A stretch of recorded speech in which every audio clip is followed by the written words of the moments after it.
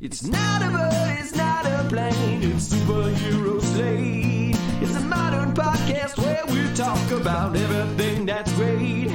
Like movies, TV, superheroes. It's Superhero Slate. Oh yeah. Hello everyone and welcome to Superhero Slate, the show where we run down the latest superhero entertainment news. We love TV, movies, and superheroes, so let's talk it all out. My name is Chris Dillard.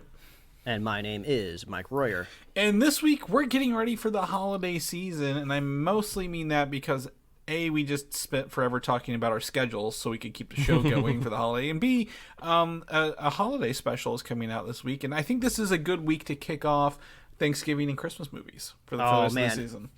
I know that you are still in the part of the show where you're reading off our list of things to come with this episode, and we haven't really gone into just like the riff-raff catch-up section. Oh, yeah. But this is the perfect opportunity for me to bring up that me and my wife have this rule that we allow ourselves to watch Christmas movies before Thanksgiving, only if they're just cheesy, schlocky, bad, just like cranked out by like Hallmark or something. That is like most of them at this point. So yes, exactly. And they were like, Hulu showed me one like October 31st, like brand new. So they were getting them out there before even November hit.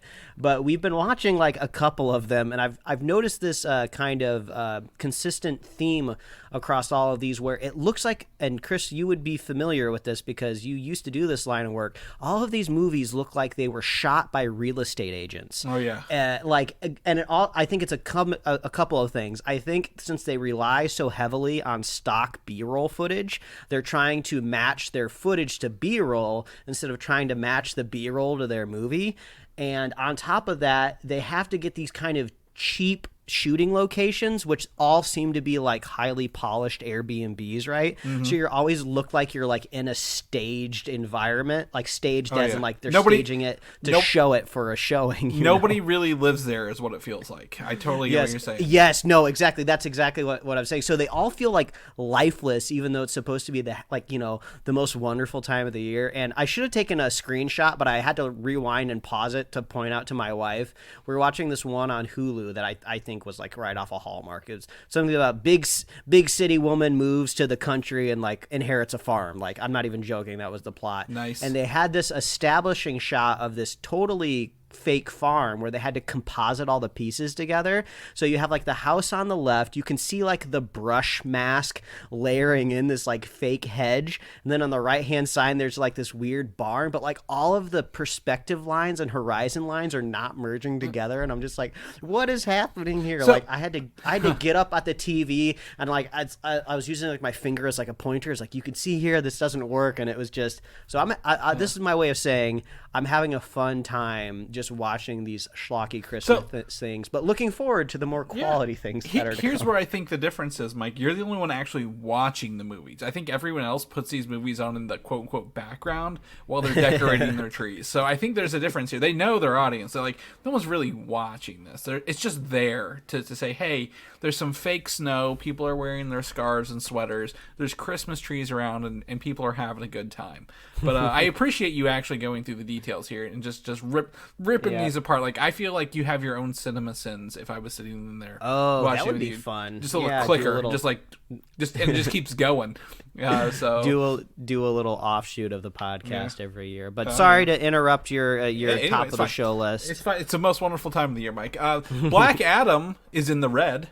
And red is bad. I double-checked this on Google before I wrote this down to make sure that red was bad and not good. So yeah, and also not to be confused with being in the black, which always sound bad, but it's good. It is actually good, which is really confusing. Yeah, he's got red in his ledger. How about that? Yeah, there you go. We know that's bad. We all saw Avengers. Sony's going all in on live-action Spider-Man TV spinoffs. Not even Spider-Man. So I'm gonna I need to say this out. So remind me to bring up Pennyworth later, because this seems like a Batman situation all over again. Oh my gosh! I saw a billboard or like something for Pennyworth the other day, like out in real life, reminding me that the show existed, and like the literal caption for the show is just like the story, the origin of Batman's butler. It's just like, I mean, I guess you got to put Batman somewhere in the title. Yeah. That's the only way you're going to get people to watch it. Well, so here's. So I've talked to death on this. I've listened to so many other podcasts about this, and really, if that's the best they could come up with, every one of them needs slapped in the face. Because like, couldn't you do like from the Batman files, or from the case files of Gotham, or something better than the origin of Batman's butler? So like, it doesn't tell you he's like some sort of like, spy, right, in World War II, like some sort of like really awesome cool dude who's like a quote unquote James Bond, if you will, of this. No, it makes you think he's going to like butler school or something. Like, how do you take care of somebody's house? So it's hard to buttle out there, man. He is quote unquote taking care. I'm doing the my thumb across the throat thing of people taking out the trash. There you go. Air quotes. So yeah. Anyway, well, why are we all fucking Alfred Pennyworth? Anyway, so yes, it's the most wonderful time of year. This week, before we get into what we did watch, I want to talk about what I am planning to watch, Mike, because I know you're a digital guy. You're a digital guy. I am a physical person as I go back and revisit my home theater, right? Because we've talked about this, more data is on disc than streaming. So I've been buying movies, 4K movies, that have those high end like streams. So like I got Dune on 4K because it was everything 4K is going under $10 this month, right? It's Black Friday coming up, Christmas. All these movies are dropping in price, so I'm like, I want to get Dune because I think Dune would be fantastic with the full immersion for that movie. I'm trying to get some other ones along the way, but one of the two movies I did pick up on 4K, even though I don't think they're gonna benefit from being in 4K, is one, Christmas Vacation, because I love Christmas Vacation, and two, Planes, Trains, and Automobiles. And we've been doing this for 8 years now, and if anyone asks why Planes, Trains, and Automobiles, this movie is about getting home in time for Thanksgiving, and that is one of the few Thanksgiving movies we have, Mike, other than probably there's like a Charlie Brown Thanksgiving. Chris, I am happy to inform you that I was treated to a trailer for a brand new Thanksgiving movie last night when we booted up Hulu, and it is called Pilgrim. And is it a horror movie? Well, it is a horror movie. No. And it's from the creators of like The Purge and something. Oh, and Happy Death Day. So it's got that dark sensibility, but also you can tell it's like cheesy because it's like these literal pilgrims show up to these people's Thanksgiving, and I think they're like delivering retribution or whatever. But they're dressed like the pilgrims are in like coloring books, right? They have like the very like silly straight hats and like the buckles, that's the only way you can like denote a pilgrim like visually, and that's exactly how they made them look. And so you have something else now that you can add to your Thanksgiving watch list.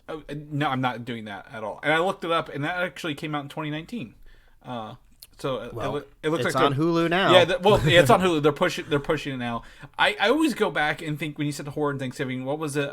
Eli Roth did that Thanksgiving horror trailer for the Grindhouse films with Rodriguez and Tarantino when they did the double. He did like a Thanksgiving movie trailer, and I always think about that one.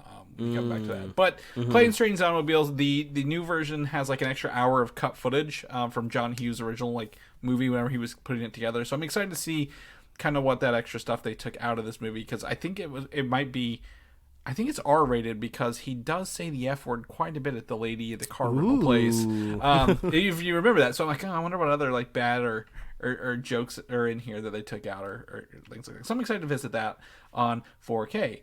The other thing I got in the mail, because Amazon came to my house several times this week, was the new release of Pokemon Violet. And I've been talking about this quite a bit to people, whether they're going to listen to me or not. They may tune me right out, Mike. And have you played it? Yeah. Actually, I've played a lot of hours into this. Great. I have a burning question that I need to ask you.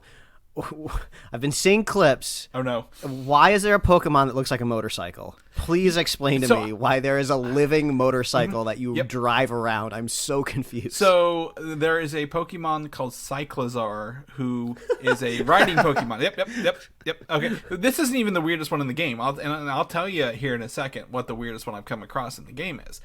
And then the legendaries on the cover, they turn into essentially they're instead of getting a bike, you have and using fly as a team, they give you a Pokemon you can ride, fly, and swim on. That's the whole point of this legendary, is for it to be your traversal mechanic in the game, because the game, unlike, you've played the older Pokemon games, they're very linear. They force you down a path and routes, and if you can't go that way, there's someone standing in your little block, right? And you're like, you can't come this way. You need to go the other way. And then when you come back on the other side, he's gone, and like, okay, well, you open this up. Well, this is completely open world, akin to like a Skyrim, if you will. So like you can literally, or Fallout. It reminds me of Fallout 4, because in Fallout 4, I accidentally walked into an area where people were like level 75 and I was like level 10, and they can just like beat your ass. So like this game is the same thing. You can actually go anywhere. Like within an hour of the tutorial, they're like, yeah, good luck, hope you don't die out here, kind of thing, which is really fun. But yes, the weirdest Pokemon I've come across so far is one that looks like a car engine. It literally is just a car engine, Mike. Like I don't know what it's called. I just ran across it before getting on the show, but I'm like, why is this a car engine? And then later on, I come to find out they used it to create this big car Pokemon. So I'm like, well, this is they've run out of ideas for sure, but it's still fun to beat the hell out of a car with your other Pokemon. Wow, I just Googled car engine Pokemon, and I have not parsed the article to see what it's called, but I am looking at it, and this is, never discount Japan's ability to be weird. And I'm so glad that we have not tampered down or caught up with them, because I can tell you what, if I was in charge of Pokemon, I never would have thought of making car parts or vehicles into Pokemon. That is wild. Yeah. So the gameplay is pretty much the same. You catch, battle, level up, but like it just gives you free reign to do it at your own leisure, right? You can be super, like I'm a grindy person, so I'm like over leveled by the time I get to a gym. But I could easily walk into something still stronger than me. So it's been fun. One of the cool parts about this is if you have friends who play, you can get online and you share the overworld together, right? One big map and you're both in it, or up to 4 people are in it. And they don't tether you to the same screen like old games do. Or like, you remember when you used to do couch co-op, you can only be on the same screen together because the game can't render. No, you can literally go anywhere. Like, you both have the same map and you can go anywhere at any time. Like, it doesn't matter at all what you're doing. So I'm like, well, that's pretty cool. Like, you can literally just be in here, like, throw up a Discord, chat and talk while you're playing Pokemon and doing different things. And the gimmick of Pokemon, Mike. There's 2 versions because you have to trade one to the other, right? You gotta have 2 versions to catch them all, because then they sell double the amount of copies. Actually, when you're playing together, all those exclusives spawn together in the game at the same time if you're running both versions. So there's no reason to actually own both versions. You just need a friend online to play it. So I think that's really, while the game is still, again, Pokemon, it is coming a long way in terms of like, hey, you can just goof around with your friends in this big world rather than having to do it by yourself and then go trade kind of remotely. It takes a connection out of it. Now I do wonder, again, someone brought up, how do you get that really long link cable? How am I going to run that across the country to whoever's doing it? But we know they don't do that anymore. They have Wi-Fi. But yeah, so I'd recommend, again, I'm several hours into Pokemon Violet. A good friend of mine, Brian, he's got Scarlet. We play both versions when they come out, so we can trade back and forth. On top of that, I don't have it in here, but God of War, right? Ragnarok. I've got another 10 hours into that. There's so many games this season, Mike. Did you get a drop into Warzone 2.0 yet? I didn't not yet. I have to I saw the install size. It's like 120 gigabytes. Really? I have to plan far. I mean, I don't know. Maybe it was a joke. Oh, but mine's 68. Okay. Yeah, I think it's 68. I think you'll be fine. But it's still a lot. But yeah, I played a match, and same old Call of Duty, Mike. You're feeling good, you're doing great, then you get sniped from across the map. So you're like, oh, yeah, this is back at it. Always somebody. Yeah, I Google it. It looks like it is 65 and a half. Still, yeah, that's quite a file. Yeah, it's a beautiful game. I know you're running the new console as well, right, on PS5. It looks beautiful. Definitely feels I would say akin to, we have a friend of the show, Quentin, who plays Apex Legends. You guys can check him out. I'll put his thing in here for his streams, but like the loot is on the ground and those chests don't have the orange glow anymore for like when we used to play the first Warzone. It's more like this is natural and hope you find it in the environment. So very interesting. Anyway, video games, that's all I'm going to be doing all season to get me through While I'm not eating, I'll be playing video games. One of the two. Got to get that winter bod. But Mike, you dove back into a pandemic era movie that you kind of dug up. I don't know how you found it, but you dug it up after 2 years. Here. Yeah, so I was pleasantly surprised. So I was looking for just kind of like just a schlocky action movie I could just throw on the screen and not really pay attention to. And, nothing was really coming to mind. But then I remembered, oh, yeah, wasn't there like a Charlize Theron like Netflix original film that kind of like came out during the pandemic? I didn't remember anything about it. I didn't know what it was called. And I knew I heard some positive buzz from it when it came out, but then it just like disappeared into the ether, like all things on Netflix, right? So, I did my little search. I searched Charlize Theron on Netflix, and then bam, pops up The Old Guard. I was like, oh, okay, yeah, that sounds about right.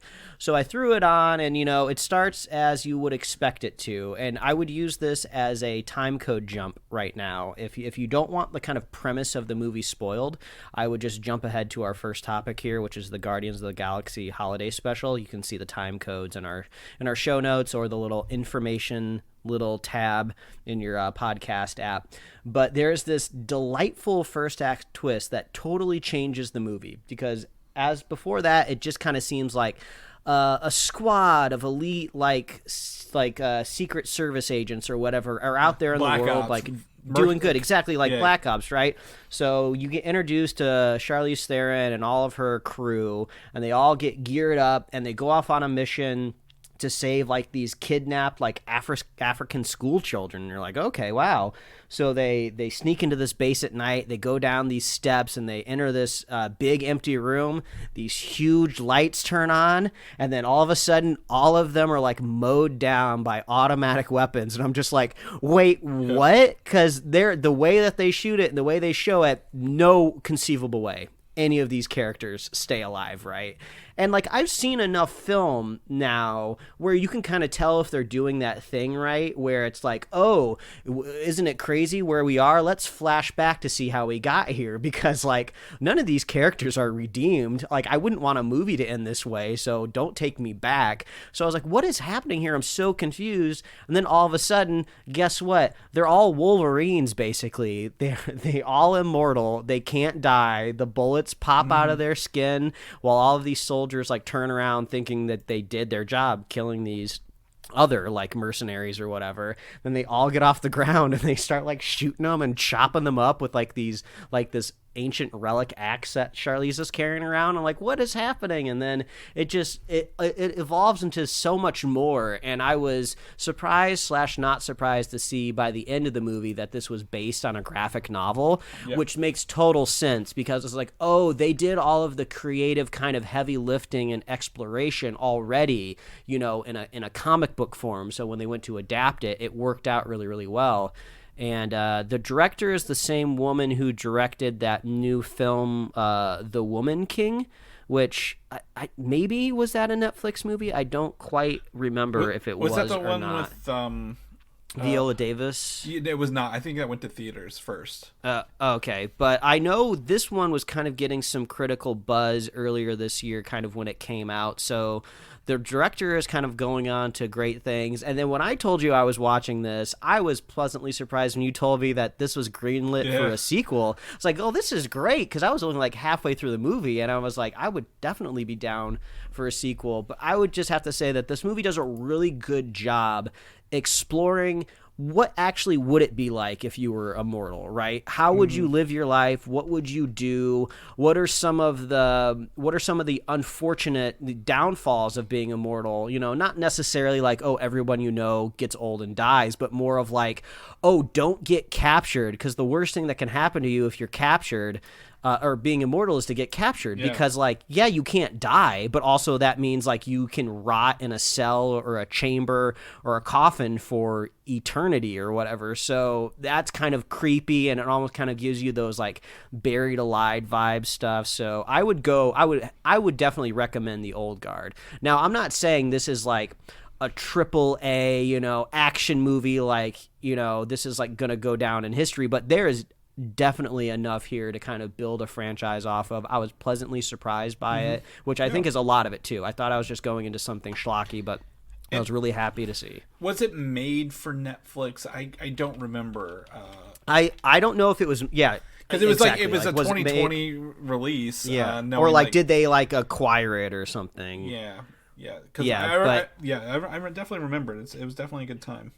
Yeah, it's fun. I would go check it out for sure if you just need something to watch on Netflix. And you'll have a great fun time. Looking forward to the sequel. They even kind of give you like a little teaser at the end to set it up. It's like the first time I've seen like a movie with like an after credit scene that actually is satisfying in a way of like, oh, I'm getting another one of these. I want to see this going. So yeah, I'd recommend The Old Guard. It's from 2020. Go check it out. Yeah, and like I said, it's on Netflix. The green light, I was trying to look it up here. There's no date, but Uma Thurman was also cast in undisclosed roles for it. So it looks like it has been filming this year, and we should probably see it probably middle next year, right? It seems like a summer movie along the way. Speaking of holiday, or I guess seasonal movies, this week, Mike, Guardians of the Galaxy Holiday Special finally coming out. We know pretty much is that Kevin Bacon is in it from the trailer, and that's about it. I don't know what else to really prepare myself for. James Gunn has debunked anything about Silver Surfer being in this. I didn't even know he was a conversation to be in this. So it seems to be like a pretty good romp coming out this week, right? Yeah, it seems to be heavily focused on Drax and Palm Keef, what's her character? Is it Mantis? Yeah, Mantis. Maybe that's like the A storyline, and maybe there's like a B storyline with like Rocket and some of the other characters in space. But I'm looking forward to it. I think it'll be a fun time. Yeah, I'm very, very excited to catch it. Apparently, they were like, when did you come up with this idea, James Gunn? Because I think they're out doing like their press junkets or something for this, and Kevin Feige as well. He's like, apparently they threw it out as a joke while they were filming Guardians 3, and apparently James Gunn wrote it like the next like week, and they were like, okay. And this is the first piece that was greenlit for Disney Plus, by the way. Everything else was actually after this. So this was greenlit for Disney Plus, the Marvel first thing for that. So I think that was a pretty cool little tidbit, even though it's like the last thing we're seeing for Phase 4. But yeah, I'm excited to dive into this like little hour thing. I believe it comes out this Wednesday, right? That's what I have written down here. So we'll probably be talking about it next week a little bit, and what that means, quote unquote, the end of Phase 4, if you will. So it'll be pretty fun. But speaking of Christmas movies, even though there's like a version of Deadpool 2 where Deadpool's telling Fred Savage the story, right? And he's like for Christmas. Apparently Ryan Reynolds reveals he's written a full script for a Deadpool Christmas movie as well, as his other ones. So that's pretty fun. I think that's pretty funny. If I'm gonna be... Yeah, I mean, this could be a new trend rolling up, right? A couple years ago we got Krampus, the very violent Christmas movie, or maybe like the counter programming Christmas movie, if you will. And then you have the David Harbour one that's coming out this year. Don't remember what it's called. Was it Silent Night or? It's Silent Night. Yeah, because I think it kicked off with Bad Santa, but yeah, I know what you're talking about. It's like Christmas isn't as fun and happy as the holiday channels or whatever the Hallmark Channel makes you think it is, kind of thing. Yeah.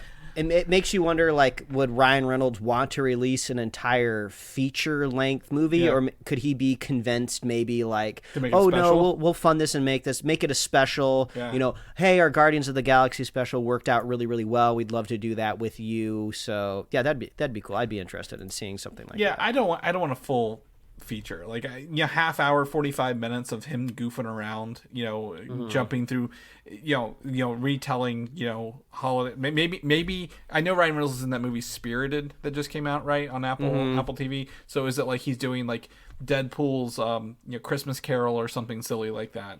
Because they love to parody that because it's out of copyright, so you can do that. It's not officially in production. This isn't a real movie by any means. But I think this is a pretty fun tidbit. The next bit of news I do have is tied to Deadpool 3, but they are rumored to be eyeing Channing Tatum for a role in this movie. Like Ryan Reynolds really wants him to be in this movie, but not Gambit, which is like what he really wanted to be as an X-Men for like years. like I think they were like a day or two before that movie rolled, and they were like, "Nah, we're not doing this. Yeah, sorry. We're doing Magic Mike 3 instead." Yeah, I think we can all envision maybe like a one-off joke or comment about like maybe Channing Tatum trying to like throw like a card or something like that, just kind of a wink and a nod to what was, in our kind of purview, in our world, we know all about how he was going to be like Gambit, but there are Deadpool fans out there that would just be like, what? I don't understand this joke. I'm not on the internet constantly 24/7 like we are. Yeah, but you forget the articles that would come out literally the week the movie comes out, and be like, oh my God, did you catch the Channing Tatum reference or whatever? Because that's all they ever do on the internet these days. But I think it'd be fun. I think he's he's played goofy roles, but whether you like Kingsman 2 or not, he did play a pretty goofy role in that one, right? Whenever he was like, was he dancing or something like that? Like I forget what we thought he was gonna be a big role, then he was like doing nothing. He's like brain dead for most of the movie, and so on and so forth. So yeah, I think that'd be fun. I think there's a lot of opportunity in Deadpool 3 to reference everything Marvel related, whether it's Fox or MCU, because I think all the rights will have been over by that point. So that brings me to my next point, because there's another property that can reference every Marvel, like every Marvel movie ever made, Mike, and that is Avengers Secret Wars. And the rumor is Kevin Feige is looking to outdo Endgame's portal scene by including characters from the entire MCU multiverse. So like the movies that aren't in the MCU, like the old Spider-Mans, Daredevils, Fantastic Four. I've got the Spider-Man, Tobey Maguire, Andrew Garfield, Hugh Jackman. The three that we know are going to be in Marvel movies, but like or have been. But like this could go back even to include like maybe the robotic Howard the Duck, if they even or wanted like to. What is it? Was David Hasselhoff Nick Fury at one point? He was in David time? Hasselhoff. Yes, he was David. He was Nick Fury in the Fox Kids made for TV movie. Yeah.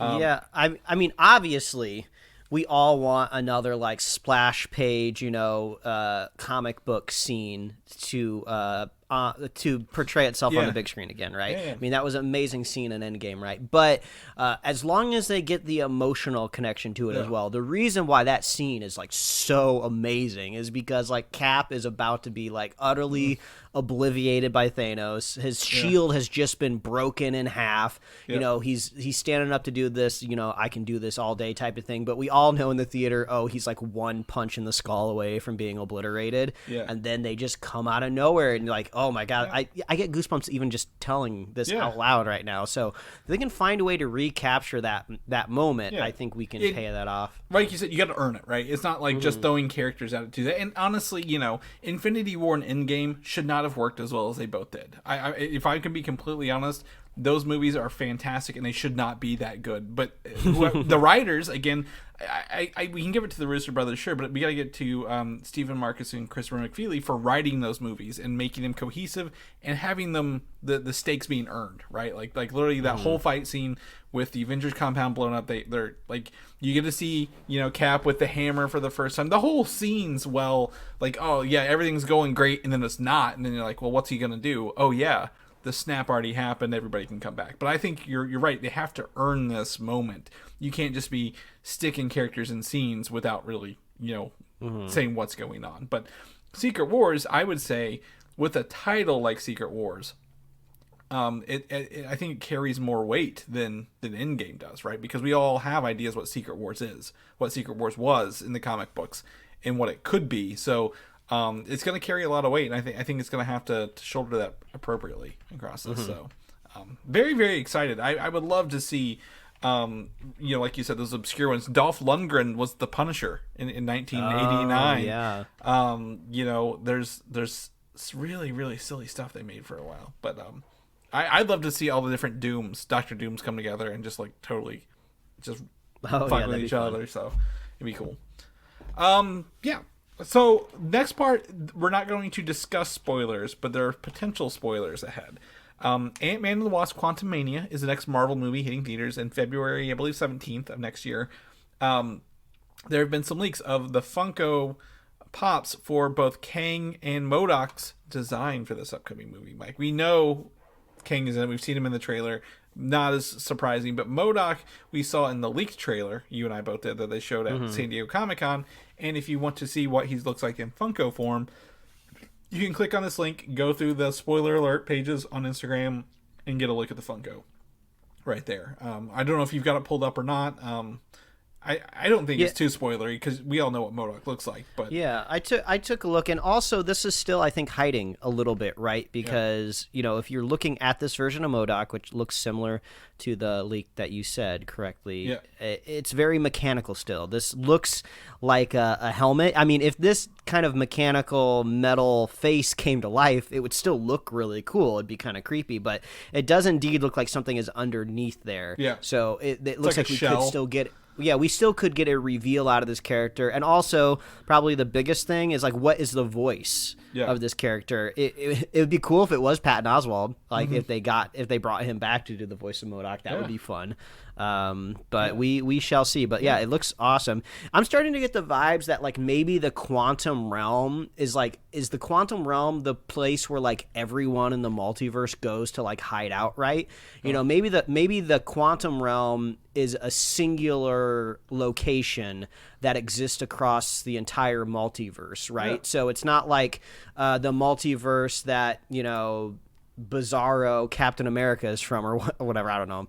It has its own quantum realm. Maybe it's just one that stretches underneath everything in existence, so that's where, like, all the bad guys or weirdos slip into when they're trying to, like, evade, like, the authorities in a way. So maybe that's why we'll see MODOK down there. Maybe that's why Kang's down there. Just on the unsavory types. Well, and to me, it's running very parallel. The quantum realm is running very parallel to what's called the negative zone in the comic books, which is there's only one negative zone. It is a negative zone, and you can jump in and out of different universes from that negative zone kind of thing. So it's running really, really parallel to this. I think the other thing I would call out on this is, like, as you mentioned, his voice. It looks like if you look under his teeth, there's a voice modulator box.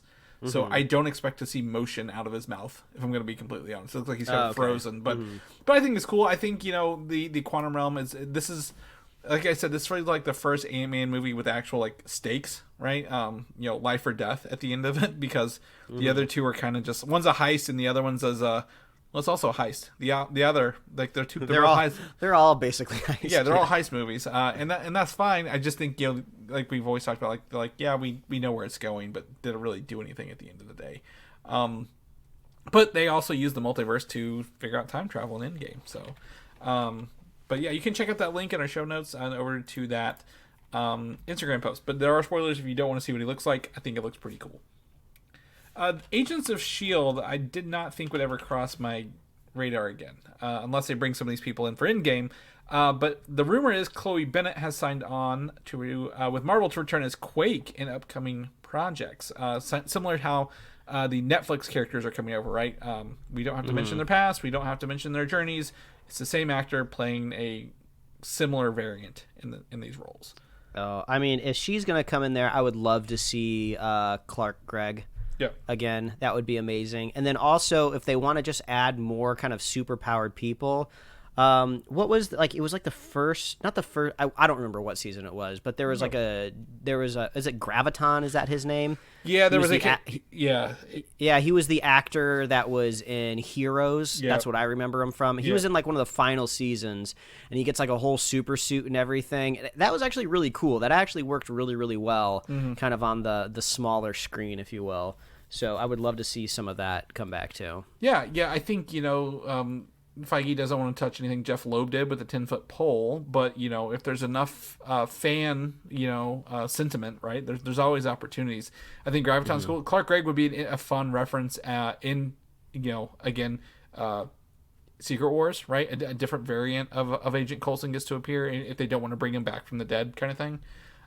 So there's opportunity, I think. Yeah, I'm trying to think, like, what characters are actually left that could see Clark Gregg and go, like, oh, nice to see you again. I guess Nick Fury would be the most obvious to see his friend again.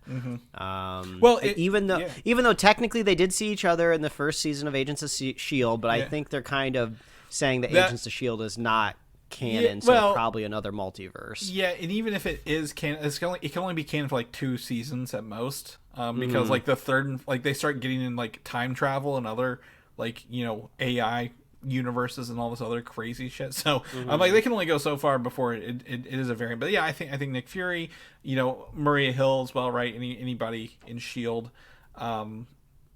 Thor's still around. Son of Cole. It was the first big guy, I guess, Iron Man 2, but he was in the Thor movie. The first Thor movie. I was trying to think who else. Banner, maybe. No, Natasha's dead. Oh, yeah, you're right. I don't know who's left. But it'd be fun. So back to this. Quake, the character, the front runners for the movie she could be in include Secret Invasion, right? Because she's known for being on Nick Fury's Black Ops squad in the comics. That's how she was introduced in Secret Invasion, and a comic book called Secret War, not Secret Wars. It was a more of a, again, a Black Ops mention. Thunderbolts or Captain America New World Order would be something she could show up in. With knowing that Val is the leader of, or not leader, I guess a director of whatever governmental thing they have going on. Maybe Department of Defense or Department of Damage Control. Maybe she's like I guess like a, I wouldn't say a guard dog, but maybe she's like someone she keeps in her pocket whenever she needs someone superpowered to show up along the way. So I do think they will probably not make her an Inhuman, Mike. I think that's out the window. I think Inhumans are that ship has sailed right out of there. Sad. Daredevil Born Again has some news. Have you the character White Tiger is rumored to appear in this upcoming Disney Plus series. Are you familiar with White Tiger at all? It's not Black Panther, it's White Tiger. It's entirely different. I am not. Okay. There's lots of cats in the Daredevil world, isn't there? There's Hellcat, right? Yeah. Who's White Tiger? Black Cat as well. White Tiger is a character of Hispanic descent who gets a mystical amulet handed to her with some powers from her grandfather. Oh, yeah. I'm looking. This character looks familiar. Yeah, the white suit and like the ponytail and stuff. I've seen those characters around before. She's in Marvel Snap as one of my favorite cards. She this character in the comic books was taken under Daredevil's wing. He said, "Hey, this is how you be a vigilante," kind of thing, right? So, comic book history with Daredevil to appear in this. The second to this rumor is that they're eyeing Jenny Ortega, who is most recently in the show Wednesday, the Addams Family series on Netflix. It's getting critically acclaimed. She was also in, what was it? I think it was not Pearl. It was that horror movie, the prequel to Pearl, whatever it was. And the other movie she was in was actually Iron Man 3 as the daughter of the vice president. Now, they probably won't make her that character. This is like a 10-second cameo kind of thing or role. But I think that'd be fine to have somebody, be in this role. I don't know if they're going to have her with the medallion or any superpowers, but, more. I think if you're doing 18 episodes, you're going to need more than just Daredevil and Kingpin the whole time. Yeah, that's true. 18 episodes. I mean, that is like we've said before. That's the next step for Disney Plus, right? It's been working out well for Andor so far. Their 12th and final episode of season 1 will be this week. But trying to imagine Andor going 16 more episodes. I mean, I'd be down for it. But yeah, that's you gotta build in a little bit more. Yeah. Yeah, 100%. And I think there's characters. The other part of this is with Echo rumored to be a part of it. She has her own show, Echo being a part of this, being from that Hispanic culture, right, that they kind of showed in Hawkeye a little bit. It could be some relation in that as well. So definitely they're leaning in some a very diverse cast for this, and I think that's fantastic that Marvel's adding some visibility to other cultures. Speaking of other cultures, we'll just roll to Black Panther, Wakanda Forever. This movie is just raking in money, Mike. It's done over 200 million at the domestic box office. I think Thursday it crossed 200 million, so who knows what it's done this weekend. It's over 400 million worldwide, and I think it's got legs. We've talked about it, right? The first one has legs. I don't know if it has billion-dollar legs, but I believe that this has probably made its money back, right? Like, already. Yeah, for historical context, I have the two pulled up. If you wanted to compare Wakanda Forever and track it alongside of Black Panther, which, is pointless to do right now because they have not been out for the same amount of time. But if you wanted to see where it's trying to catch up to, Wakanda Forever, domestic gross, like you said, is about 287 million. Black Panther got to 700 million, so they got a little ways to go there. Internationally, Wakanda Forever is at 258 million, and then it got to 464 million international. And then, so worldwide numbers, Black Panther was 1.3 bill, and we're about a half a bill for Wakanda Forever. So it's still working its way there. I'm basically just curious if it can recapture that same magic that the first Black Panther had. But that's not an indication of success, right? That was lightning in a bottle or whatever word you want to use. Right, so I'm just curious to see if it'll get there. That's all. Yeah, I 100% don't think it will. I think there's diminishing returns on how culturally impactful that first one was. Right, like it was a huge advent of a superhero for minority in America and across huge in other countries. I don't think we're just going to see that again. I think it could pick up. It could pick up more for sure because we got 2 holidays to go through. A lot of family in town in the United States for Thanksgiving coming up this weekend. And then also you have the holidays. Maybe if you don't want to go see the Blue Aliens, you'll go see Wakanda Forever with your family. So Avatar is not tracking to break any box office records this year, let alone overall. I mean, not to say that it won't, but I'm just, that was interesting. But I think Black Wakanda Forever, but I'm looking at it right now. I just updated my numbers. It's 550 million worldwide. That's huge. I mean, 2 weeks, right? Like that's. I'm sure the producers are happy with this number for sure. However, the other part of this is there are no plans for it to be on Disney Plus before the end of the year. Most windows, they said minimum 45. If this has got legs and it's making money, they're not going to put on Disney Plus. Before the end of the calendar year. I didn't even think 45 days was before the end of the calendar year, but it is. Black Panther was in theaters for 45 weeks. Yeah. So this was before those kind of release changes. So we'll see how it goes. We'll keep y'all updated if we cross any big thresholds. Black Panther was, I believe, in theaters when I remember they had Infinity War, right? You could watch Black Panther and Infinity War in 2 different screens across from each other. So it went on forever. But yeah, this is good for them. If we get the Disney Plus date, we'll let you guys know. On the flip side of that, Black Adam is not likely to turn a profit on its theatrical run. I think overall it has come into, I've got the stuff pulled up here. I believe it's only come into 400,000 maybe worldwide. Worldwide, we're at 366. So even if if it gets to 400, they say the production on this was about 400 to 500 million to make it, which that's sad because it didn't feel like a $500 million movie, did it? Half of it is probably Dwayne's budget. I mean, he is he's not his he's protein. Not cheap. He needs his proteins. If he's it's just all his chicken breast. Yeah. That's what it all went into. Chicken.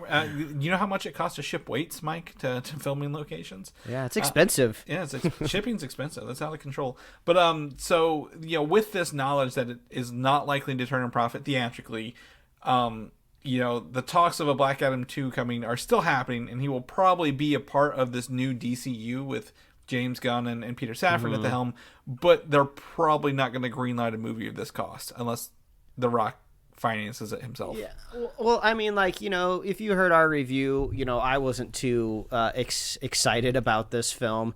Was not excited after I saw it either. But, I mean, I guess you got the character in the world now. You kind of did the groundwork, so throw him in a Shazam movie where he's supposed to be, right? Or put him in a Justice Society film. You got the character out there in the world. You don't have to make a Black Adam 2. Do what Marvel's been doing for 2 decades almost. Just throw him in somebody else's movie. Well, they could do a Black Adam 2 kind of like how they did Godzilla versus Kong, right? It was just Kong 2, kind of a little bit. They could be I guess it's a Black Adam 2 Shazam 3 kind of thing, combo. I don't know. I think there's an opportunity there, but you're right. He can't just keep doing this sad, lonesome protector of. It's not Wakanda. What's his name? Starts with a K. It's not Kamar Taj. That's Doctor Strange. Yeah. That's how exciting. That's how memorable the movie is. I think The Rock. Again, he's an infectious actor. He's a hype man. So I think there's some opportunity there. They did bring Superman back, right? Like everyone left the theater feeling good because Superman was there. So there's a huge opportunity, but like you said, like you can't burn that much money and just make a mediocre movie. You gotta rein it in a little bit. Less chicken breasts, right? Like maybe some more leafy greens. Maybe rent some weights locally. Don't ship your own over. But just do cardio. It's free. Yeah, I don't think he's doing cardio. I don't think that's building muscle. But yeah. Anyway, so Black Adam, if something comes out, we'll let you know. On the same vein, in the DCU, Batman, David Zaslav, boo this man, boo, says there won't be 4 Batman in the DCU going forward. I saw this little note before we started recording, and I was like trying to count the Batman in my head. I was like, so we got Robert Pattinson, we got Ben Affleck, Michael Keaton. who else am I missing? Michael Keaton. Well, who's the 4th one then? The supposed 4th one that might be out there in the world. Let's see. Let's go through the movies here. Was any TV show? Maybe Titans. Maybe or was Christian Bale rumored to come back or something? Or I think it was Titans. They had a Batman in Titans for a little bit, or maybe Baby Batman in Pennyworth. If Pennyworth makes it far enough down the road, we might get one there. I think it was maybe he was referring to the type. Either way, it sounds like he is giving all authority and direction to the new directors of DC Studios, James Gunn, Peter Safran. Like maybe their plans, like, look, Marvel didn't have multiple versions, right? They kept it pretty straight. I mean, mind you, they did variants, they did stuff like that, but they earned that later. So maybe this is like, hey, we're just gonna stick to one, and this is who we're gonna be going forward, based on what's coming.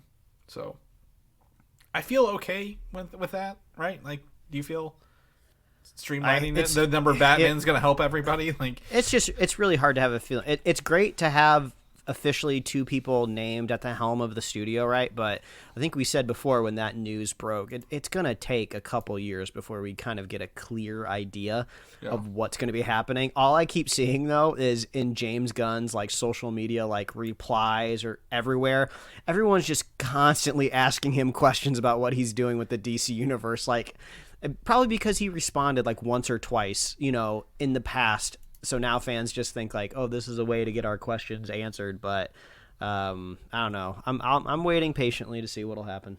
Yeah, I am as well. I would say I'm a little more impatient because we only have the movies through next year, right? Like for DC, like, and there's 3. Shazam 2, Flash, and Aquaman 2.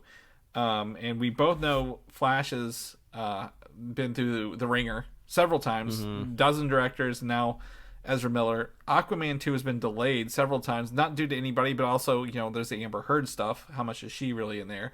So really the only movie that has no drama about it is this Shazam 2 movie, which is funny because, I didn't ever think we'd say we'd get 2 Shazam films in our lifetime. So I'm interested to see what they do with it, but how can they take what these 3 movies are and grow from there and do good? So I just want to know. I'm curious. It's more curiosity than anger. I'm not mad they're taking their time. I'm like, hey, show us your dry erase board. We want to know what your dry erase board looks like. Is it just did James Gunn take a photo of the one in Kevin Feige's office and just like started like scratching out like Iron Man with Batman and like just trying to do the same thing with different characters? No, he would do that. He's creative. Speaking of Superman, there is no writer or director attached to this upcoming Superman movie that everyone said that they're going to have after Black Adam came out. And Henry Cavill has not officially signed any deal yet because there is no plan. So while we are excited to see him, and hopefully he is coming back to movies because they are replacing him on The Witcher, and I don't think he's probably going to do an Enola Holmes 3 if they even do a third one. But, They haven't locked him down yet. They haven't put a ring on him. That second Enola Holmes has been really popular. Obviously, it's been in the top 10 on Netflix since it dropped, but usually I'm not scrolling through Rotten Tomatoes, but I have been bouncing over there the last couple of days for unrelated reasons, but I think it's got a pretty good critical reception to that second one, so maybe that is Henry Cavill's future, just to be Sherlock Holmes in the background of Enola Holmes franchise. Yeah. Yeah, and I forget. I have to go look up the way that the Sherlock Holmes works. Like he can't like wear a certain thing or say a certain thing for them to not get sued. So I think that's even funnier. Enola Holmes 93% on Rotten Tomato. Is that critical or audience? Let's check here. That's critical. That's the tomato meter. Okay, 79% for the audience. Well, I'll trust the audience. I don't know how many critics are getting the Netflix movie, so I trust the audience more on Netflix. That's pretty good. And even if you kind of like average someplace in the middle, it seems like it's worth the click. Yeah, that sounds pretty good. So you can check that. 2 movies. Yeah, 2 Enola Holmes movies. That's the same number of Robert Downey Jr. Sherlock Holmes movies, if you really think about it. Yeah, and you can tell the movie's popular too when the previous film in the franchise also starts trending in their top 10 section. So people are going back and watching the other stuff. So that's synergy, folks. Yeah. Just looked it up. Looks fun. I'll have to possibly. Oh, this is a 2020 release on Netflix, Mike. This might be good as the old guard for you, and it already has a sequel. So sign you up. All right, this is going to be the weirdest part of the show, hands down. Sony has announced a Marvel Spider-Man live-action TV plan, and I use air quotes for the word plan here because they're turning Silk, Spider Society into a live-action TV series with more live-action Spider-Man adjacent characters getting TV shows later. We don't know who they are. We don't know what's going on. The only good news that came out of this, Mike, and I don't know how good this is that Phil Lord and Chris Miller are executive producers on these projects because of their success with, across into the Spider-Verse, across Spider-Verse, whatever they're all called. The first one is called, at least we haven't seen the second one. We don't know if it's going to be as good. I feel pretty confident. So the other part of this will debut first on MGM Plus, which is currently called Epix. MGM Plus isn't even out yet. Oh, man. And then move to Amazon Prime later. So you have to watch them live on one and then catch the syndication on another streaming service. I didn't even know MGM owned Epix. And isn't MGM owned by Amazon Prime or Amazon in general? So is it all going to get condensed onto that platform? I'm not sure. I am torn. I am a world of two mics here right now because there's just a part of me that's just like consolidating Hollywood is bad. We want to increase competition and have more studios. But then there's an other side of me that's just like, no, this icky offbeat Spider-Man stuff, I don't want it. Just give it to Marvel so we can have like a proper kind of universe where things are taken seriously. Because like, even if, right, Sony has good intentions and hires good directors and good creatives, right, they are still siloed to a Spider-Man universe, right? Yeah. Like, in a perfect world, if, like, they would be throwing in, like, an actual Peter Parker, like, possibly even like Tom Holland into these like TV projects, have some like creative going back and forth there that leads up to like bigger movies, just like what Marvel is doing, right? But even they're siloed to what they can do. So every time I hear about these expanded Spider-Man projects, to me, it's just, I guess, all things entertainment is creative money making, right? But that's just what it feels like to me. Is like they sat down in a room. It's just like, hey, we still own the rights to Spider-Man, and we need to be making money off of it at all times because not only do we need to retain the rights, but we gotta, we're a studio, and this is our most popular IP. There's no reason we shouldn't be milking it for all it's worth. So I get it from the business side of things, but it's just like, I don't want to watch any of this stuff. It all seems icky. Yeah. So again, much like with Venom and Morbius, there's no real attempt to elevate the content, right? Mm-hmm. I think if they tried to elevate those properties and make them something better than what they put out, I think there's opportunity for some of these Spider-Man characters. Again, sitting here, eating our cold crow from Andor, right? Things we didn't ask for. There's opportunity for this to be good. But at the same time, their historical success with Spider-Man spin-off characters doesn't feel good at all. So even with Phil Lord and Chris Miller, which have they had any successes lately that you know of? So they did a live action series on Apple Plus called The After Party, which I have heard good things about. I've only seen like the first episode, and it was okay for me. I wasn't super into it, but I didn't have any strong opinions about it. So they have been in live action. They seem to be kind of like the darlings over at Sony. So it makes sense to put their name on it, right? Because they carry a cachet to them now. I think that they could pull it off. It just depends on how involved that they actually are. Yeah, because I'm looking at their movie list here. They did the Cocaine Bear movie that's coming out. You've heard about this one, right? I forgot about that. Yeah, so Mitchell's versus the Machines, which was last year, which I know everybody else. That's animated though. America the Motion Picture, that's animated. So they've not done anything live action themselves. These are executive producers, except for America the Motion Picture is a good example of. I'm almost positive, without even looking at the credits on it, that they are just executive producers, and that movie was bad. I hated that movie. They are producers. They weren't executive. They were just regular producers on those. Okay. Just kind of like looking up here, like, TV, you said The After Party. Yeah. They did the showrunner director of all 8 episodes. So that's a plus on The After Party. Yeah, that was wholeheartedly their show. Yeah. I guess Miller of the Lord Miller did all that stuff. So there's some stuff,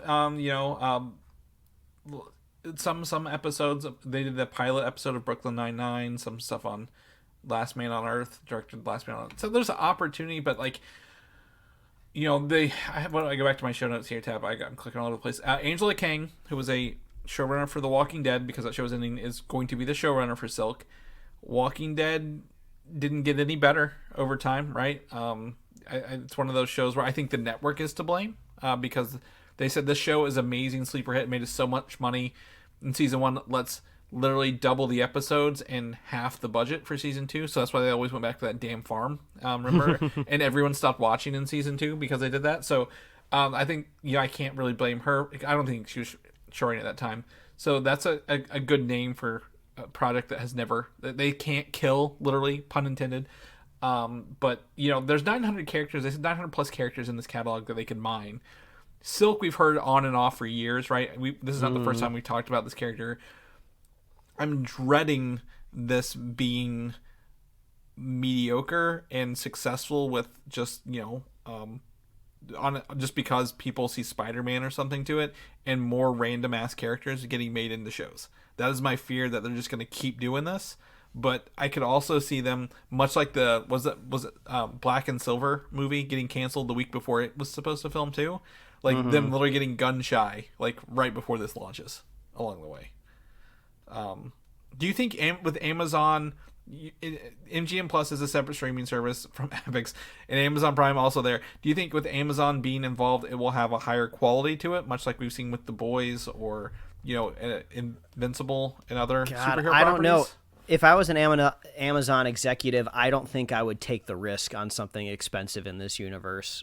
It seems very risky, especially if you look out there at the reactions to things like Morbius, right? But the dollars are there. That's the problem. You're like, we have Spider-Man. Yeah, of course, in Morbius, but the Spider-Man money outweighs everything else, right? That's what that's the PowerPoint they're selling this with. Like, hey, did you see the billions of dollars Spider-Man made us? We can just throw you like a tenth of that and you're rich. Yeah, I don't know. I feel like if you just had to make this work against all odds, lean into everything that you can. I'm guessing that's not literally Peter Parker, because it seems like they're probably not going to be able to put that in their universe. Like, I don't know, maybe go really hard into Oscorp, because that's something that Marvel hasn't really tapped into. Yeah. So bring in like your Norman Osborn, your Green Goblins, this whole like big industrialized company that's like taking over like New York City. And I don't know, maybe do something around that, because that's probably the strongest pull you're going to get to the Spider-Man universe is going to be like an overarching Oscorp. Yeah, they need. I think you're right, and I think they need to announce like 2, right, or 3, like a schedule of stuff. Maybe you don't need to go full MCU like universe, but like, hey, we're doing Silk Spider, or Silk, not Silk Spider, Silk, and like you mentioned, maybe. This is not what I want to see, but like for back from like the Harry Osborn show, right? Like kind of thing, like Harry Oscorp, the show kind of thing, and then another one like, oh hey, we're gonna do all 3 of these and gonna lead into something. And maybe this spins out of maybe they should have even said this spins out of our Madam Web movie we're making, right? That kicks off in cinema, then you can go pick it up on MGM Plus / Prime. But it seems like it's just like what we're feeling in the moment we want to make.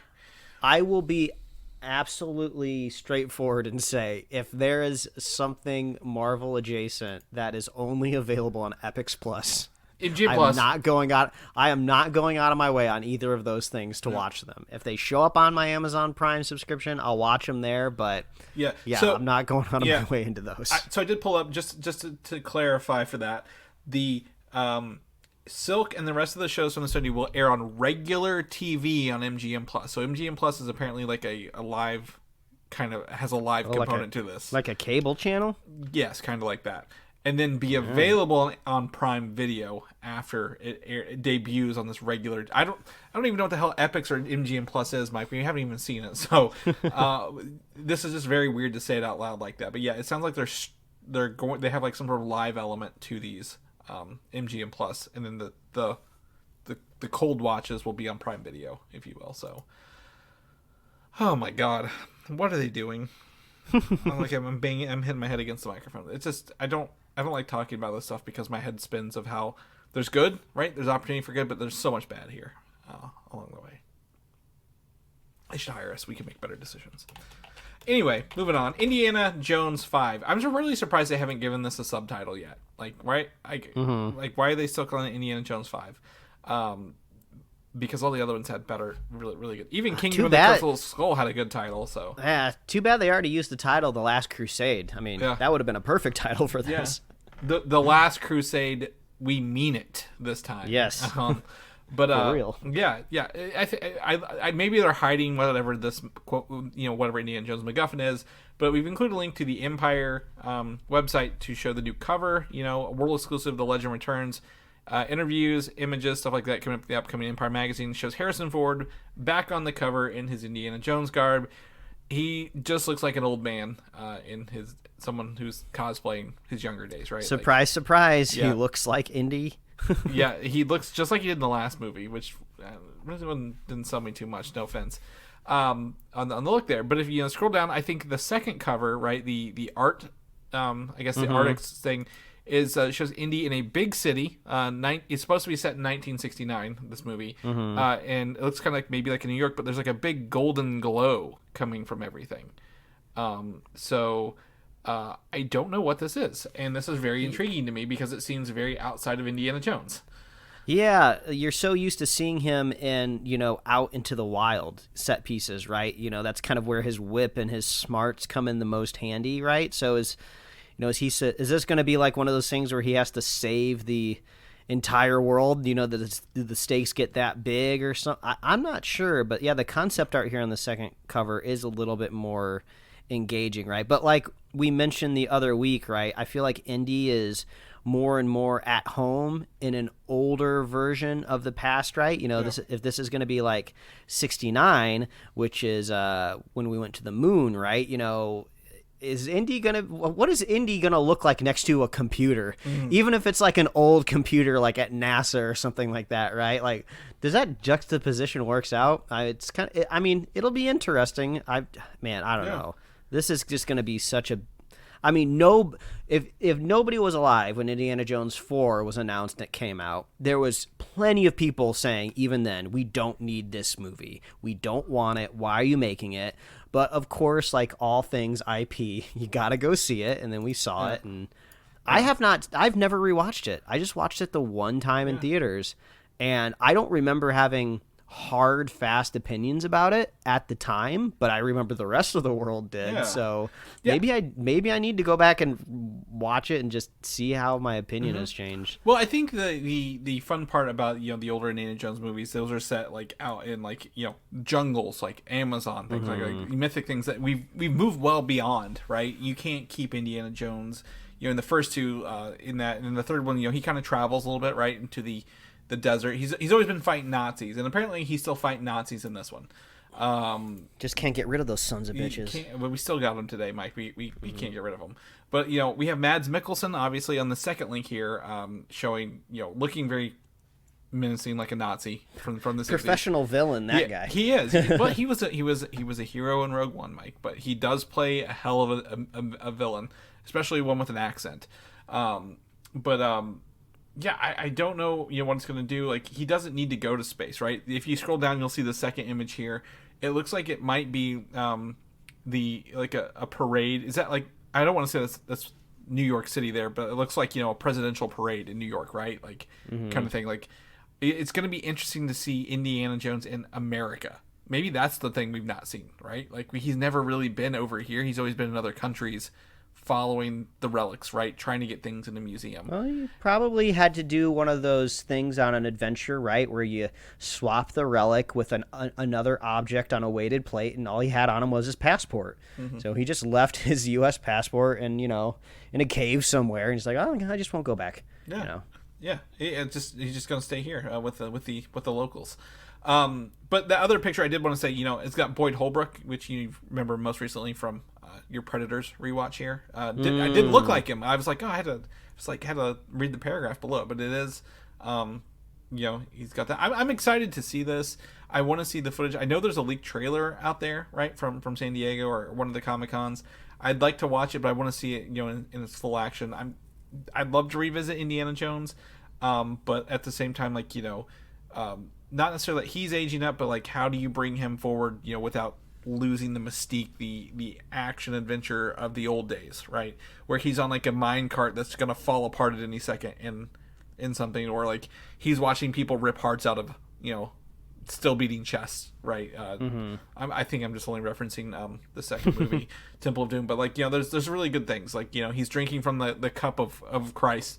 There's elements of mysticism and religion and magic and even in Kingdom of Crystal Skull science that or I guess extraterrestrial stuff that are part of this world, and it's hard to move forward whenever you have an idea of what it is. But I'm excited. I think Harrison Ford coming into Marvel is a huge big deal for us, right? As General Ross, and seeing his last outing as Indiana Jones will be interesting. So we'll keep you guys posted. I really hope a trailer comes out soon. I'd be interested to see what it looks like, especially if the Empire magazine's coming. So. That is the news for this week. That is it. It is time to go prep. I need to do some crunches, do my workouts now so I can eat a lot later, right, for Thanksgiving. Depending on how many Thanksgivings you got, you're going to have to do a lot of crunches in the meantime. So, Mike, if people know what you're up to, what you're doing, where can they find you at, buddy? Oh, they can find me at Mike Royer Design on Instagram, TikTok, and who knows, maybe Twitter. I don't know how many weeks I'm going to have to say that on the podcast, but each week it gets more dire, so it becomes more and more true. Yeah. I'm not even there. You just find me on Instagram, Valdan87. It's pretty boring. I don't post a lot on there, but you can always reach out to me if you ever need to talk to me on there. Or you can reach out to the show. Mike, if people want to know more about the show, how they can reach us, where they get all the good episodes at, where can they find that information at? Yeah, all you got to do is visit superheroslate.com. That is the headquarters for all things Superhero Slate, superheroslate.com. Websites have never been more important than they are now with social media dying. Yeah. We got our awesome show notes up there. We got our upcoming release calendar. You can find us on Apple Podcasts, YouTube, Spotify, wherever else you love to listen to fine podcasts. Like us on Facebook. Follow us on Twitter. I'm going to have to rewrite this whole ending. Yeah. Follow us on Instagram. You can get merch at superheroslate.com/store. We love hearing from you. We love you when you reach out. We're approaching the end of the year. We're all going to be very, very busy with the holidays. So stay in touch. Let us know what you're up to, what you're watching. And we love our super fans. If you want to be a super fan of the show, like Superfan Jim, who reached out and congratulated us on our 400th episode. Appreciate that. That is super fan mentality right there. All you got to do is share the show with a friend, share the show with a buddy, and we will be here every week, folks. Yes, and we will catch you guys next week. Bye. Thanks for listening, and don't forget to subscribe.